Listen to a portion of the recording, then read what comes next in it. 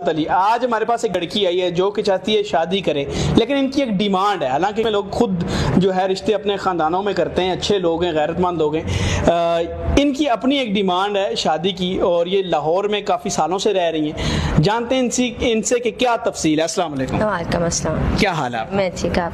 अल्लाह का शुक्र। मुझे ये बताएं कि आप कहाँ से हैं? मैं से आपकी एज क्या है? 25। मुझे ये बताएं, आप ये लाहौर से पढ़ी हुई हैं? जी। कितने साल से लाहौर में? 8 साल से। 8 साल से। तो 8 साल से लाहौर में आप क्या चाहती हैं? कि रिश्ता करना चाहती हैं? हाँ जी बिल्कुल। अच्छा, मुझे रिश्ता करना चाहती है। तो आपने खुद क्यों नहीं ढूंढा रिश्ता?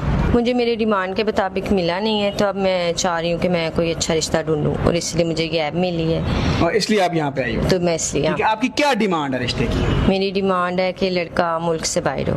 मुल्क से बाहर हो? जी। पाकिस्तान में नहीं रहना? नहीं। मुल्क से बाहर जाना? हाँ जी।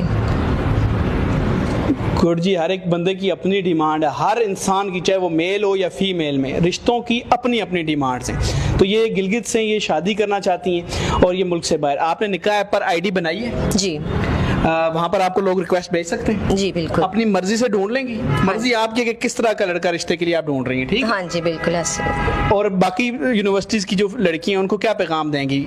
मैं सबको ये पैगाम दूंगी, निकाह ऐप को ज्वाइन करें और इधर आए और अपनी मर्जी का रिश्ता देखें। अपनी मर्जी का रिश्ता निकाह ऐप पर देखें। निकाह ऐप। बिल्कुल जी, आप सब लोग जी इनको भी रिक्वेस्ट भेज सकते हैं जो आप इनसे अगर रिश्ते की बात करना चाहते हैं। और पाकिस्तान की बहुत सारी खवातीन निकाह ऐप ज्वाइन कर रही हैं, मेल्स ज्वाइन कर रहे हैं, तो आप एक दूसरे को रिक्वेस्ट भेज सकते हैं। अपनी मर्जी से रिश्ता ढूंढना है। किसी के 1 दिन में भी हो सकता है, 2 दिन में भी, 10 दिन में भी, महीना 2 महीना, ये नसीब की बात है।